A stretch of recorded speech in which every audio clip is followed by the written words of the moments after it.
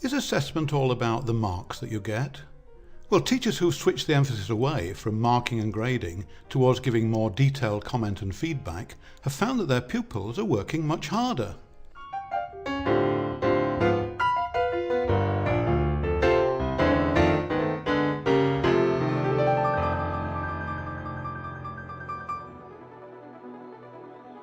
The highest stakes in education are in public exams like GCSEs and A-levels, when pupils are given a final grade, summative assessment. But recent research has concentrated on how formative assessment can be used more effectively in the classroom, because this happens on a regular basis, not just a single ritual. Dr. Bethan Marshall is a lecturer at King's College London, specialising in the field of assessment.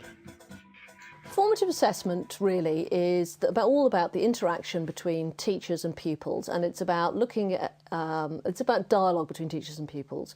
When you look at a child's piece of work, that's the kind of evidence that you have for saying, okay, how can we use this evidence of what they've done so far to think about how they might progress and what they might do. And it's about helping kids to understand what they need to do next to improve.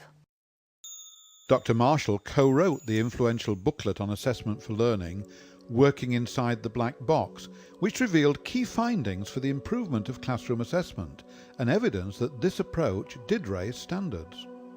It advised, increase waiting time after asking questions. The aim is thoughtful improvement, rather than getting it right first time. Feedback through marking. Feedback should be designed to cause thinking.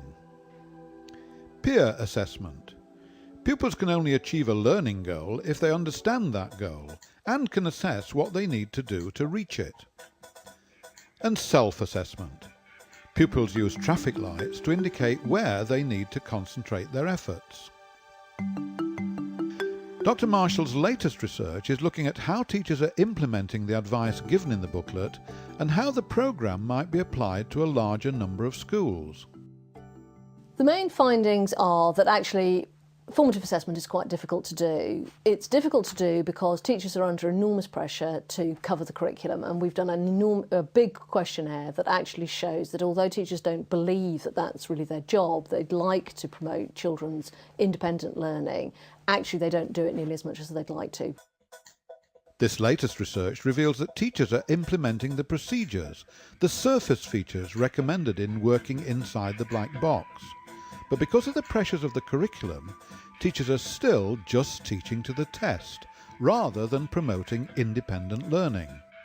You need to change your classroom culture. It's not enough to just implement kind of procedures. That really what you want to do is to say, above all, you want the whole curriculum to service children's learning rather than the other way around. That you can do all the procedures in the world that you like, but unless you really want to know what a child has to say and you really listen to them, you can ask all the questions in the world and they can be beautifully phrased, but you're not doing formative assessment. Every teacher can improve the way they assess children's work, no matter how long they've been teaching. Try looking at your teaching through assessment. Do I give quality feedback, or do I just grunt a grade? Do I allow time for pupils' questions, or do I just ask my own? Now, the national curriculum is sometimes seen as a constraint here, but good formative assessment will actually cement children's learning, so it's well worth every minute that you spend on it.